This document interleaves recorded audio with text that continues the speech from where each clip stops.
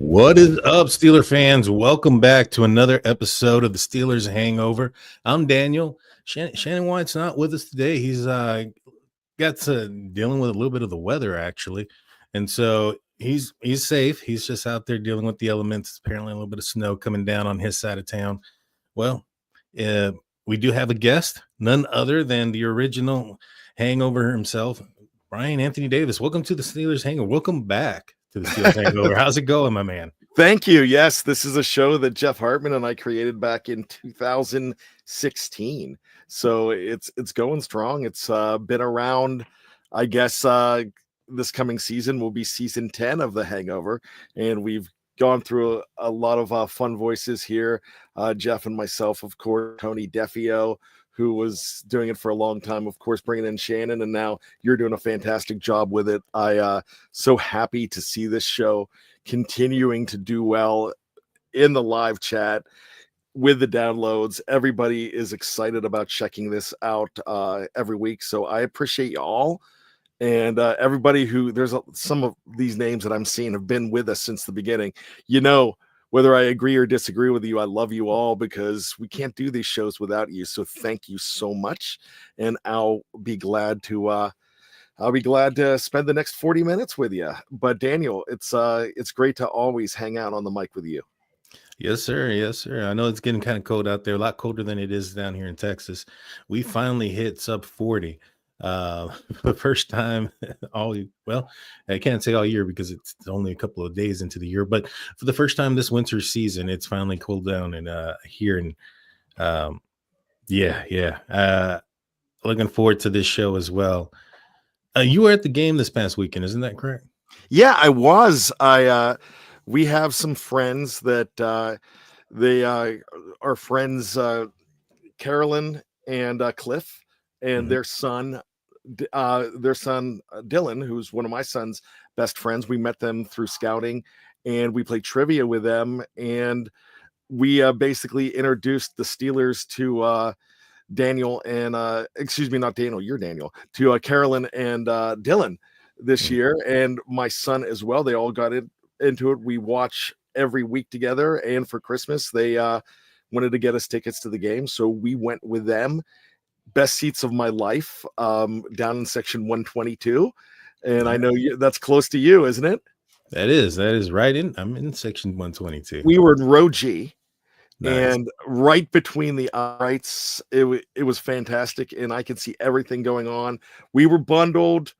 My kids, it was my daughter's first ever game, and they had a blast. And Dylan looked at my son and me when they played Renegade and said, "This is one of the best moments of my life." And that's something that you got to realize when people watch those games for the first time live. It's like going to midnight mass with the Pope for some people, because it's just a special. I mean, it's a special experience, and so I'm really so thrilled that they got a chance to experience it. And it reminded me of my first game, December 5th, 1982. Nice. Yeah, my first game was back in 2005. It was the year that the Pittsburgh Steelers won the Super Bowl. They played in Houston and they demolished the Houston Texans. Week 2. Yeah, week 2. It was I just came back from the military, got a chance to go in there. I saw Jerome, I saw Ben. I was starstruck. I was like, we're breathing the same air. It was crazy for me. They did something interesting in that game that all teams try to do on the Steelers in September. And the Houston Texans said, well, we'll make them wear black. They'll suffer. They never give up the black uniforms. It could be 120 degrees. The Steelers are wearing black. And back in the day, those were wool uniforms. They didn't care. They were wearing black at home. So there you go. I guess let's get hungover. There you go. Let's do it. So you were there. You got a live view of everything. Where's your confidence in Russell Wilson? This has been a slow start for the last, all season. It's been slow start after slow start. I think the Steelers have 3 touchdowns in the first quarter all year. A lot of people are kind of blaming some blame there at Russ. I can't see the field from the TV angle as much as you probably could have. Where's your confidence in Russell Wilson after the performance against the Cincinnati Bengals?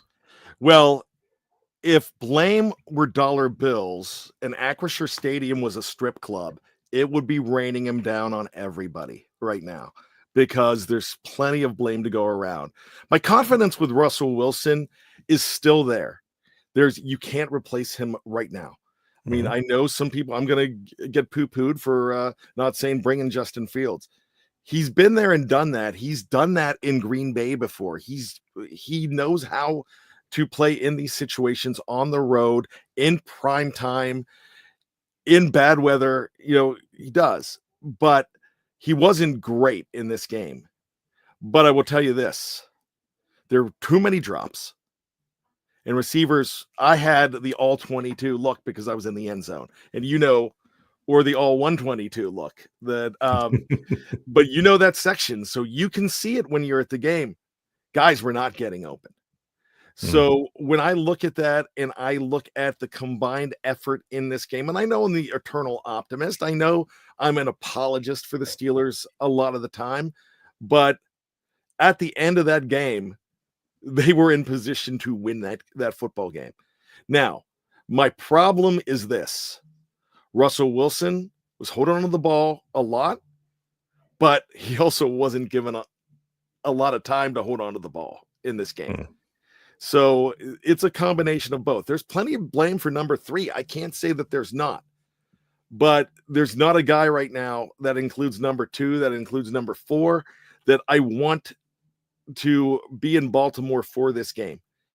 He's a guy that knows how to win in the playoffs, and he's got to bring it out now. It's now or never. And guess what? He's playing for his job.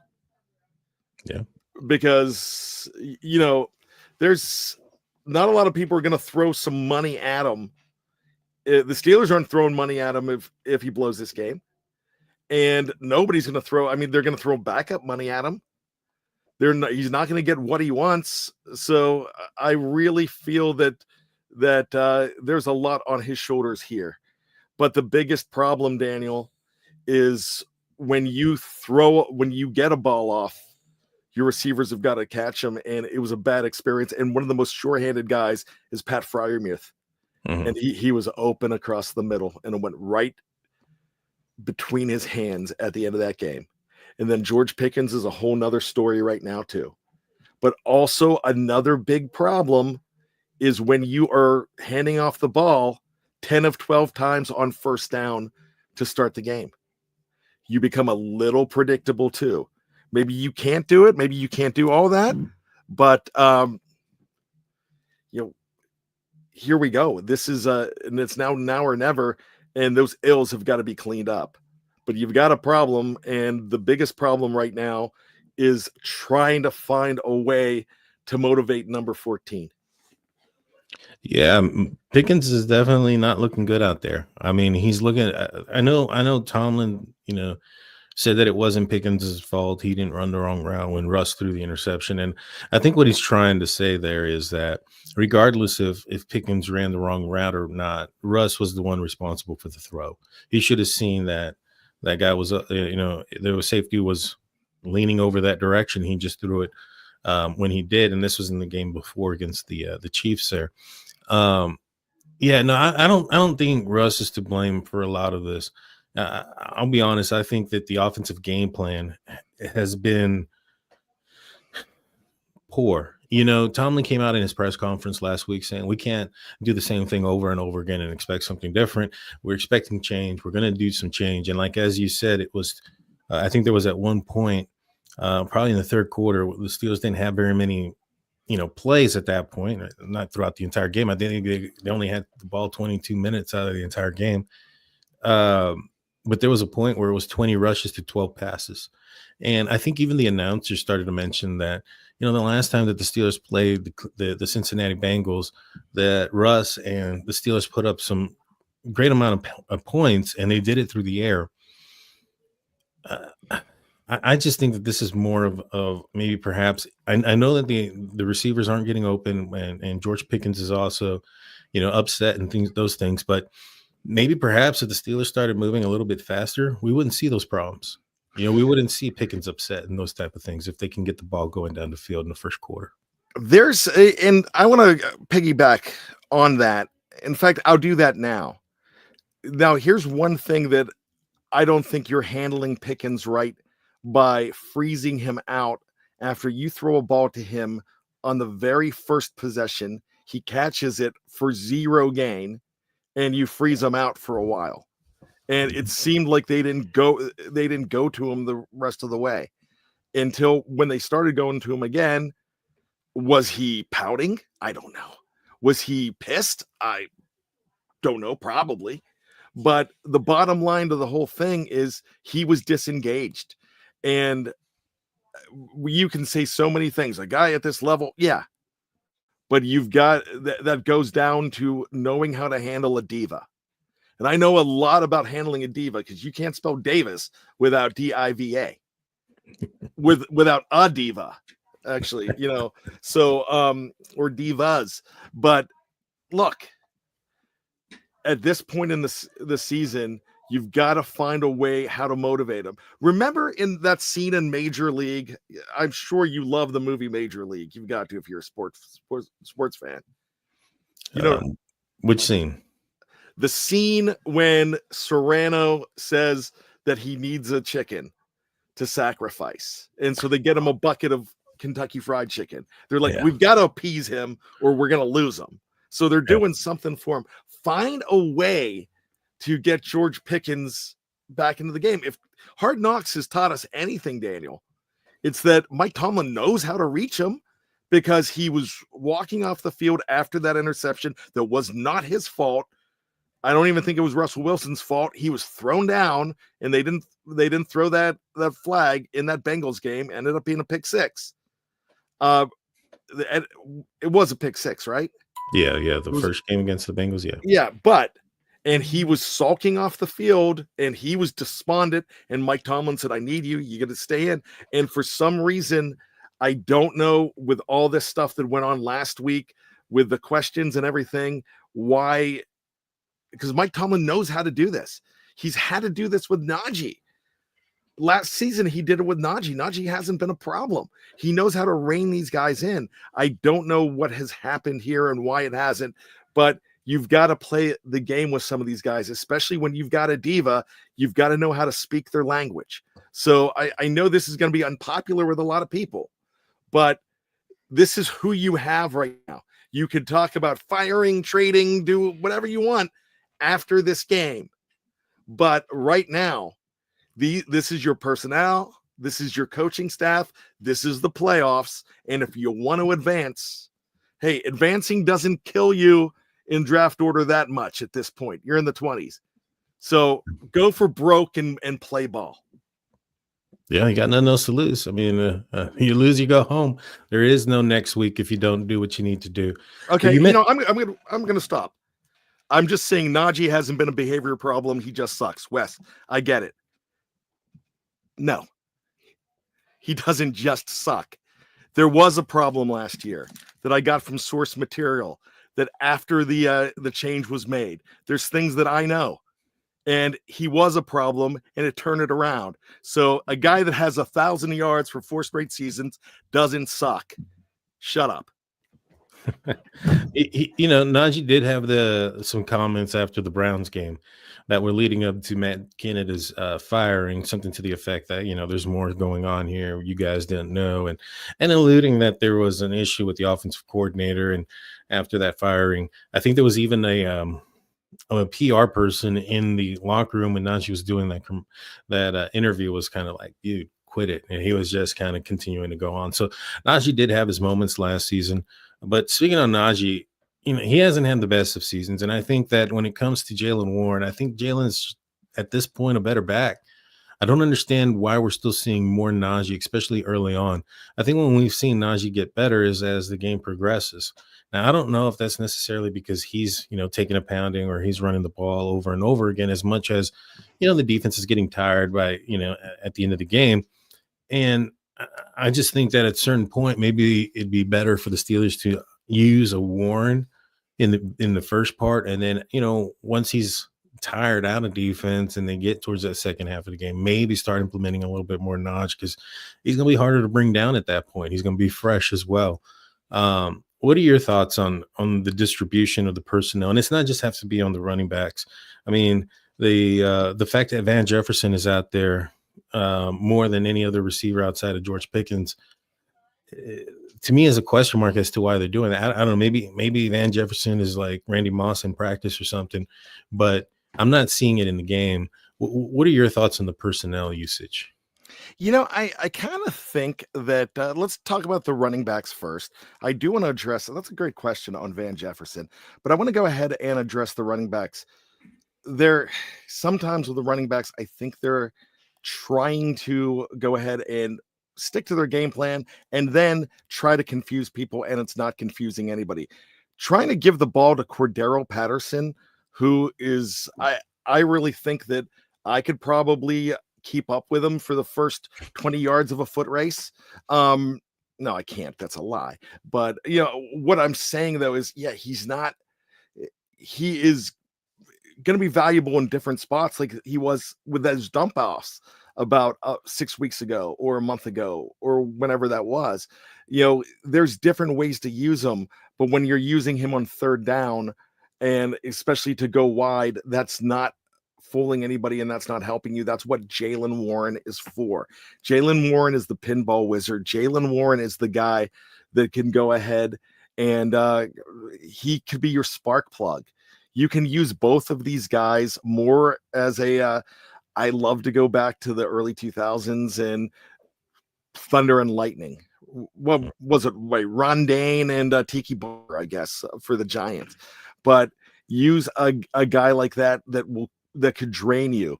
I will go ahead and I always give him crap, but I will also agree with Wes on this one. Najee is better when a defense is tired. It helps. It helps to go ahead. Fourth quarter, you're probably going to feed the ball to Najee a lot, and that's good. He was running hard though in that game, but you've got to go ahead and not telegraph it. Who's in there and who's not in there and who's getting the ball. Why are you not going to use what do they call it, the pony formation, and have two of those guys in the backfield and you don't know who's getting it? It's still very predictable. Now let's talk about the receivers. Mike Williams, I don't know how open he's getting, but he's valuable. He can make catches, but that was just one target. Was that just one target? He had one catch. I think so. I mean, I think he's caught everything that's been thrown to him, except for one. I think he came back for a penalty. The pass interference, offensive pass interference. Outside of that, he's caught them all, I believe. He's just not targeted very often. Mark Tobin just mentioned, unfortunately, we need another tackle. These guys are just getting walked. Yeah. I mean, the offensive line is not doing anybody favors anyways, but there's a way to win with these guys.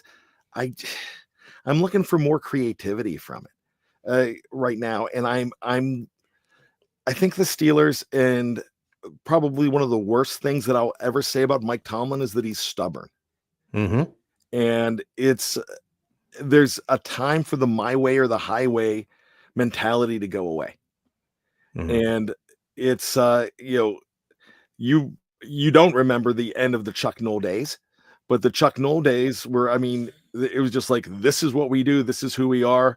We're not changing for anybody. And 1988, 1989, 1990, those were bad years. Even though they went far in the playoffs in 1989, that was still 9-7. They were getting crushed in games. 88 was horrible. So you could talk about Mike Tomlin. You could talk about, Bill Cowher, who was probably more flexible than any coach that I've ever seen with the Steelers. He was still doing it his way, but he knew how to mix it up a whole lot more. But there were a lot of people that were good thing Twitter wasn't around back then, because there would have been a lot of fire Cowher because we tend to wax the cars of the guys that are gone a whole lot more than remember the revisionist history of how great they were. But if you go back to 1998 to 2000, you wanted him out of there, and that's Bill Cowher. I have a feeling that there's going to be people waxing poetically in another 5 years or 10 years about how great Mike Tomlin was. And I know that's hard to fathom right now, but it's just, it's the, how they say the backup quarterback's always your most popular guy. Yeah. Until he has the job for real. And then you realize, we didn't want him after all. That's kind of what the old coach is. It's like, oh, I remember how great it was with him. So that's it. But the distribution of the football, I think it's from where I was sitting. It didn't look like guys were getting open. After Calvin Austin fumbled in that game, it seemed like he was an afterthought as well. And you need to really take advantage of a guy like Calvin Austin III. I mean, you got to redeem after a fumble too. And I know he was, he still had return situations, punt returning. He's like third in the league in punt returning, which I did not realize that. But that was a huge screw up that nobody's talking about right now. That was probably one of the biggest screw ups in that game of a lot of screw ups. But at the end of the day, they had a chance to win it. If they could clean things up, maybe, just maybe, but I'm not betting my house on it. Yeah, me either. This is going to be a tough game against the Baltimore Ravens for the first playoff game for the Pittsburgh Steelers this year. Could be the only playoff game for the Pittsburgh Steelers this year. It's going to be a tough one. But we're going to take a quick break. When we get back, we're going to talk more about this team. Is there any hope? Is this, is it all doom and gloom? Or is there a chance maybe the Pittsburgh Steelers showed something that could turn the tables around? Don't go anywhere. We'll be right back after a few words from our sponsors.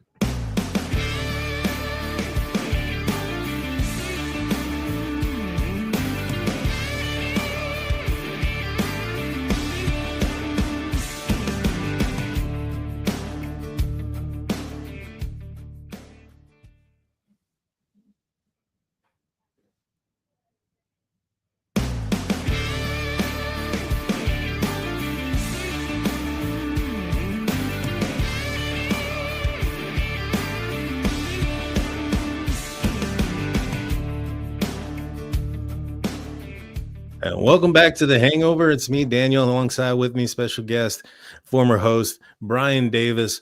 Before we get back into the conversation, I want to remind you guys of our website, SteelCurtainNetwork.com, your one-stop shop for Pittsburgh Steelers news and coverage. While you're there, you can check out our audio-only podcast where you'll find mine, State of the Steelers, which airs out on Saturdays. This past weekend, it aired out at 9 a.m. Eastern time. This weekend, it is going to air out also on Saturday at 9 a.m. Eastern before the game that is being a little bit of a preview before the game that Saturday night. Brian, you're going to be on the preview. I'm assuming it's going to be still on Thursday. Is that correct? Yes, the preview will be on Thursday. We're going to have all systems go. Where things will be a little bit different is where we're going to we moved things around for Monday and Tuesday. So on Tuesday, this show is live on a Monday night. You usually have Here We Go, the Steelers show with Kevin Smith and myself, and that will be debuting at 4 a.m. on the on Steel Curtain Network, on wherever you download your favorite podcast. Then my episode of Bad Language will move from 4 a.m. to 11 a.m. And why did we have to do all that? Because the Mike Tomlin press conference, that takes precedence. And that had to be today because Mike Tomlin spoke today with another Saturday game. So with all of that, that's going to change things around. Things will be back to normal until Saturday morning, where we're going to bunch you guys together, bunch you in black and bold, say the Steelers in black and bold. And then Dave Schofield, probably, I think it's 11 a.m. or noon. We're probably going to have, that's where Last Minute Thoughts is going to be. And then Sunday will be a free for all because we'll figure out what's going on after that game. We have been not running the Q&A on those Sundays that there's no Sunday game, just for the fact that we still need the Q&A on Thursday nights. So to run on Friday morning. So you might have the Fans First Football Show with me, with a gentleman from our Patriots affiliate, a gentleman from our Broncos affiliate, and a gentleman from our Eagles affiliate. We've done it all year long, and it's been a whole heck of a lot of fun.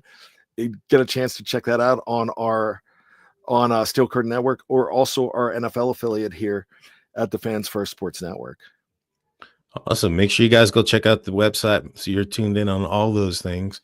Like and subscribe here on YouTube if you're listening to this on YouTube, so you're also tuned in to when all the other podcasts that come out here on YouTube live. So let's get back into it. You mentioned the Mike Tomlin press conference earlier today. He brought up an injury. Mason McCormick has a hand injury. He's got a broken hand. He's going to be playing with a cast. I wasn't too thrilled about his play before the hand breakage. I'm not sure, how thrilled I will be if he's out there with a club. Where are you concerned at all about the interior offensive line with McCormick, or do you think maybe perhaps Anderson should start given the injury and the recent play from McCormick kind of struggling there, especially in the pass game? What are your thoughts? I hate using the phrase rookie wall, especially at South Dakota State. You're playing a good 14 games. I think I think he's the best you have, even with a bum hand at this point. Spencer Anderson is a backup for a reason. I think it's I'm going to quote Al Powell, Sergeant Al Powell from Die Hard. And when I think this is what would be going on in the mind of Mason McCormick, you've got to drag me away. And so I think, he can't get a holding penalty if he can't grasp onto a jersey. But I would kind of see how it's going, and they're gonna do some major evaluating with it. But I don't think it's a disadvantage completely with a club hand if you can still get off your blocks. Yeah. Hopefully, I feel that the Baltimore Ravens are going to try to exploit this. There's probably going to be a lot of rush throughout the middle of the field, or the middle of the offensive line. It's been it's been a weaker point. I mean, the entire offensive line has been a weaker point, but the middle there has. And if you have somebody in there with a club, or you have somebody in there that's a backup like Anderson, I feel that they're going to try to exploit that. So I'm really hoping the Steelers start throwing in some screens right around in the middle of the field there, and get behind them as they blitz, because the Baltimore Ravens they're aggressive. I was watching them play against the Browns. The Hamilton kid, he's a good safety, but if he sees something being thrown like very close, he charges downfield. I think he's susceptible to a play action pass there and going over the top. But I think that's the only, not the only, but I think that's going to be one of the best routes for the Pittsburgh Steelers if they want to end up winning this upcoming game, is to attack their aggressiveness from the Baltimore Ravens defense. They're on a high. They're trying to get in the Steelers' heads. Did you see the deal that they just put out about George Pickens, about him being as soft as Lamar Jackson's girly perfume? I mean, cologne. No, I did not see that. When did that come out? I live in Maryland. I came out today. Apparently, Lamar Jackson likes to wear women's perfume. This is not a joke. This is what he wears. And he came out with his own cologne that was more like perfume. And the guys there in the locker room were trying it on for the Baltimore Ravens. And in the background, you hear one guy says, "It smells like George Pickens." And the other guy goes, "Because it's soft." And they had a big laugh about it. So, yeah, that's what's going on. They're trying to get into George's head early this week. See, that goes back to what I was telling you before. That's where mentors have got to come in. You saw Muth, you saw even TJ. I think TJ was talking to him on the sideline, and TJ's a leader, but he's not an in-your-face leader. He's a quiet leader. But you have Muth, you've got Russell Wilson trying to talk to him.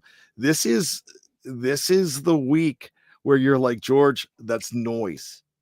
Mhm. All that is noise. My gosh, why can I not forget his name? The wide receivers coach that unfortunately passed away in 2019. Drake. Was it Was it Drake? Drake something? I was with a D, but my gosh, Daryl. Daryl. Was it What? Daryl Drake? I don't know. My gosh, I feel bad that I don't remember his name because he was so important to this team. But Mhm. his big phrase was drown out the noise. They've got to find a way. This is smart on Baltimore's part. It really is, because they know how to go ahead and upset a guy. What's his name? Daryl Drake. Okay. Gosh, I'm sorry. I'm sorry that I forgot that. But yeah, if I'm Baltimore, they have no class anyways. It's Baltimore. So, they're going to do that, and they expect George to react. This is where you got to help George grow by look, let that motivate you silently, because, I tell my daughter all the time, your brother is 2 years older than you. He's trying to tick you off. He's trying to get you to react. And deep down that he doesn't mean any of that stuff. But if you want to hurt him, you hurt him in a different way by ignoring him, and he's going to stop. Hey, the way to this is I always subscribe, the way to kill a bully is to just smack him in the mouth, but smack him in the mouth with your play, and let it motivate you, just saying, all right, they're trying to get me. I'll show them, but I'll show them in a different way, not with my fist, not with my mouth, not with anything, not by throwing them down, but just by running past them. And that's really what they need to do. Mm-hmm. Yeah, no, they definitely do. You know, this was something that they were trying to do last time as well. They were trying to get into George's head before he was declared out. He didn't play the Ravens the last time the Steelers met them. The only concern I have with George Pickens in this game, to be honest with you, I think he gets affected by the cold. He didn't have a couple of games here that were pretty good in the cold. He seems to have the drops. Against Cleveland, he also said that his game was slightly affected by the cold. This is going to be a night game. I'm fairly positive it's going to be cold. It was cold all day in Maryland today, and they got snow like crazy. They got it worse than where I am in Maryland, in Baltimore. I mean, they got crunched. Yeah, and if I know the Steelers off, or if I know Mike Tomlin like I do, this means heavy running, regardless of what the opposition is doing during that moment. And so those are the only things that kind of concern me is can they make the changes that are needed? I know they talked about it. I know they've said they're going to make some changes. Until I see it, I don't know. How do you feel about the game being on primetime Saturday night? It's on Amazon and Amazon only. What are your thoughts on that? I've never sworn on one of these shows, and I'm not going to now, but it's a lot of BS. Yeah. Look, I get it. I understand what you're trying to do. And Netflix on Christmas Day, that was a bunch of crap to me too, because they tried to say, oh no, in your local area, you get it. But Daniel, you've been a Steeler fan all your life and have never lived in Pennsylvania. Mm-hmm. I've lived in Pennsylvania. Now I don't. And I pay to make sure that I get it. And Jeff Hartman talks about this all the time. When you're paying Sunday ticket and you can't get these games unless you're an NFL.com subscriber or unless you're a subscriber to Amazon Prime, that's ridiculous. I know that for my dad to be able to watch the Cleveland game, I don't know how my dad's going to watch this game. Mm-hmm. Because giving him my password that doesn't always work, and that's just not good play. And I'm probably going to buy him a a trial so he could watch this game, Mhm. because there's no way that trying to give him my password on the phone like I've tried to years ago for Sunday Ticket, that's kind of a disaster. And because I'm not saying anything bad about my dad, it's just like it took him a half to be able to get the game once, and that's with my nephew there, who's very smart when it comes to technology. It's just if I'm not there helping him, but it's just not fair for people that want to watch this game and saying that you have to go ahead and pay for this. I don't like it at all. NFL has enough money and they can do this kind of stuff, but these pay games, they're gonna do it for the Super Bowl soon. I can see someday the Super Bowl being pay-per-view, and guess what? We're addicted. We are not going to stop. We are going to pay that money because that's what we have to do, and we have no power. The NFL is robbing us blind, but they know basically we're all crack hoes. And the NFL, Roger Goodell is the worst dealer there is, because they know that we are powerless to stop our addiction to this great game of football, and we're not going to stop watching. Yeah, no, I know, man. I'm in the same boat. I was pretty upset when I found out it was Amazon only. I just my free run, or my month that I purchased for the Thursday night game they had on Prime, just ran out. So now I got to go and buy that again for an entire month. And but it's $7, right? It could be. I'm not entirely sure. I mean, if it's only $7, I mean, it's not a big deal, but it's the thought. I've also purchased. I had to purchase Netflix. I've also purchased Sunday, and you're a season ticket. You're a season ticket holder too. Yeah, so it's just kind of like, all right. I mean, I get it, but you guys were just sued and lost. You guys won on appeal, but you just got lost to a bunch of NFL fans for charging them too much. We'll see what happens in the future. I wouldn't doubt that there will end up being a pay-per-view type of Super Bowl. I think that's going to be in the plans. But we're going to speak a little, just a little bit about the future. There's been a lot of rumors going around. I mean, not so much rumors, but there's been a few teams that have had interest in Arthur Smith as their head coach. Jets, Bears. I think there was maybe even one more team. One, are you surprised? And two, how hurt would you be if he left? You know what? This is again, I'm not going to be popular. I'm never popular. It doesn't matter. Wasn't popular in high school. I basically had to pay my cousin to go to the prom with me. That's a lie. That's a joke. I actually had a date. But she did blow me off at the prom. But anyways, that's for another show as well.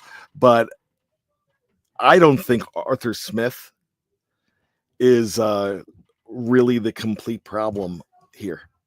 Mm-hmm. I don't think the players right now are, I don't think Arthur Smith has the right quarterback. I don't think they have a good enough quarterback situation right now to do what they're doing. I also think, and ST Life has been, I want to steal something from him or her, whoever ST Life is.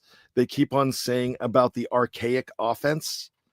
And the problem is, I just feel like this offense is going to work more with the right players and with time. But if it's an opportunity to get a guy like my gosh, if it's a chance to get another Ben Johnson, you're not going to get Ben Johnson. Ben Johnson's going to be a head coach, maybe in Jacksonville, maybe somewhere. But you get an opportunity to get one of those young minds, one of those guys that are on the Shanahan tree, one of those guys that, and you also have to have a head coach. I'm going to beat you guys to it. I'm not looking right now, but you also have to have a head coach that's going to let them coach. Yeah, that's true. I mean, that at a certain point, you got to stop saying it's the offensive coordinator when that has changed year after, at least a few times. We had Randy Fichtner, Matt Canada, now Arthur Smith, and it just kind of seems like the game plan hasn't changed at all. and there's been a lot of issues as far as first down and early on in games and things like that. That's been the most consistent thing that has happened, and and I'm not a fire Tomlin guy per se, but at some point I'm starting to feel like, man, there's a lot of mistakes going on here, a lot of stubbornness, time management is just horrible, especially this year. It's been horrible. I think this game against the Bengals may have been, uh, a little bit better. They had an opportunity to win it at the end with some timeouts in their pocket. Well, except for the last play, they didn't have any more. At that point, they would have had to have downed it and hoped that Boss would have knocked in a very long football or a long field goal attempt, which is very possible. I mean, he's had a great year this year. But Tomlin is the other guy that a lot of folks are thinking that maybe won't be a member of the Steelers. I think it was Adam Schefter saying that there's talk that maybe some guys might be in, or some teams might be inquiring for trading Mike Tomlin. I don't think it's going to happen, but what would your thoughts be if it did happen? Be careful what you ask for, but also at this point, I love the word archaic, and I'm thinking after a while, your way's not working. You've got to be able to adjust. And if there's no adjustment, if there's stubbornness, then I've got to say at this point, I'm picking up the phone and I'm not going, don't bother me with this. All right, what do you got? And then you talk to Mike. Mike Tomlin is not going to be fired. If you think Mike Tomlin is going to be fired, you're ridiculous to think that, because there's no way they're going to do that, because one, it's not their MO. Two, he's going to resign. If not, you trade him. And trading him is firing him in a different way. But you're not going to get anything back for him. Just like you're not going to cut George Pickens, you're going to trade George Pickens. You might, with the way things are going, you might get a third and a fifth for him. But for a head coach, you always get those high numbers. You're gonna possibly get 2 number 1 picks for him. And what if a bad team? What if Jacksonville? Hell, what if you get a phone call from the Tennessee Titans right now, and they say number 1 pick in the draft and number 1 pick next year, and they're not going to be good next year either. So, do you hang up the phone and say F off? No. You hang up you say, all right, we've got to decide whether we want to do this or not. Then you have a conversation with Mike. If you are committed to Mike Tomlin, no, you're not going to do it. But you're dumb if you aren't going to at least find out what the market is for your guy. I agree. I would be picking up the phone. I know a lot of people are saying there's no trade clause in his deal there, but that just means that he has to be in agreement with the trade. Doesn't mean that they can't trade him. I think Sean Payne had a no trade clause as well, and he ended up with Denver.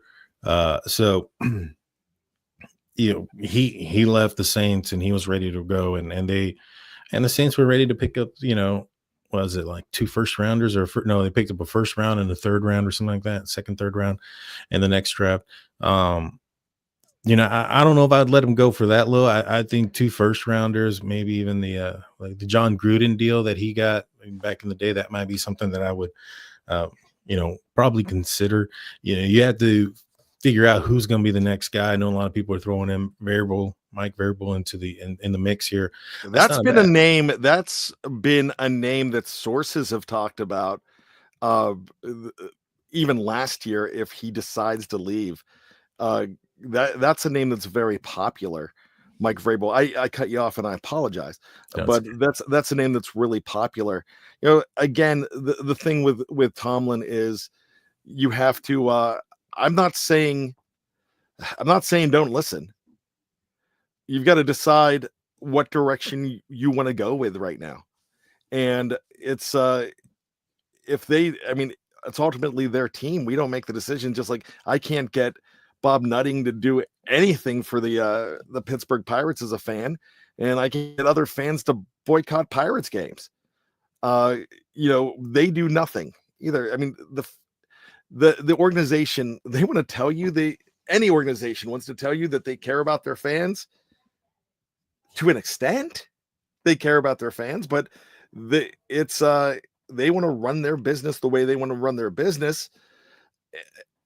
If I'm the general manager, I might not be initiating calls for Mike Tomlin, but I'm not hanging up the phone right now, because there's a point where it always there's an end to everything. And sometimes it gets to a point where you're just like Chuck Noll. Chuck Noll, one of the greatest coaches of all time. He won 4 Super Bowls. My gosh, hell, we're not even talking about Bill Belichick. Nobody wanted him last year. Nobody. I mean, and he desperately wants to coach in the NFL because that record's close. Nobody wanted Bill Belichick. And look at all the Super Bowls the guy has won. But there comes a point where you're not winning anymore because your ideals, your strategies are not going with the times. My gosh, the things that I do just in my own household. I'm 53. I do things that my parents did in the 80s, and they're not working right now. I mean, it's the same thing. The best coaches, the best parents, the best everybody evolves with the times.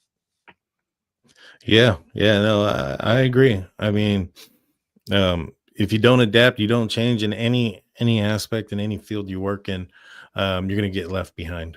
And it just kind of seems that way a little bit, even though the Steelers had a fairly good year. I mean, I think if you started off in the beginning of the year, or if anybody told me in the beginning of the year that, hey, the Steelers are going to make the playoffs this year and be 10-7, I don't think anybody would have batted an eye to that. I think they would have been like, man, that's a pretty good year. You had some context there. They lost the last 4. They had an opportunity to have the first seed at one point. But, in the end, I think a lot of people would have thought that they would have been at this point anyways. I just hope they win a game, man. I want to see them go further than this. I think that if they end up going one and done again this year, I mean, I don't know. I think the fan base is going to start really getting a little bit unhinged. I mean, they got unhinged with the Canada stuff, the Fire Canada. I mean, that spread everywhere. I'm not saying they're going to go that far for any of these guys, but I wouldn't be surprised if we start hearing chants. I mean, for one thing, I think it's a good thing that this game's probably on the road, because if it was at home, I wouldn't be surprised if we were hearing chants of maybe Justin Fields or Fire Smith or some of those things coming in pretty soon. The Justin Fields, there was a point early on when there was a Justin Fields chant. I only heard it once. It was in our section, and it was happening. So that's it wasn't as loud, and it stopped really fast. But it's just the way it goes. Look, there's going to be a point where and I might be outdated now with what I'm doing here on Steel Curtain Network. And there might be a point when there's a conversation, just like there was a conversation with Myron Cope, asked them like, hey, when I'm losing it, just please have the conversation with me. There might be a point with me. There might be a point that another network calls up and says, hey, we'll give you $500,000 for the rights to Daniel J's contract. And I'd be like, I love Daniel, but $500,000, I might kill you. If they're willing to pay you that much to get me away, I'm sure they'll pay me a little more to keep me there. So yes, absolutely. And that's a compliment. That's not, that's just, you have to listen to what's out there, and you make those big decisions. And when I say that, if somebody called up and said, hey, I know he's your franchise, but we want to talk about, this is what we're offering for TJ Watt. Even though you might have no intention in getting rid of the guy, you're going to listen. What if for some crazy reason, and no one's going to do it, but what if some crazy reason you hear the next 4 number 1s and 2 number 2s? Are you going to listen to the TJ Watt thing? Oh yeah. I know that's crazy, but you're probably going to listen to it. But what you're saying most is you want to just win a game. And we're frustrated fans because this is January's a funny time too. You just got through the holidays. The weather in a lot of places, especially Pittsburgh, is cold, it's dreary. And what gets you through more than anything? You live vicariously through the Pittsburgh Steelers or whatever team you will follow. And so they give you hope. And when they're winning, things go away. You know what?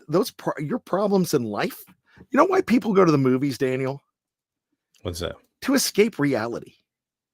They go to the movies, they escape reality, they watch that, they're entertained for 2 hours because they're watching someone else's problems and they're not having problems during that time. That's the same reason people follow sports, because it makes you have the exhilaration when your team wins. You feel like you're a part of it.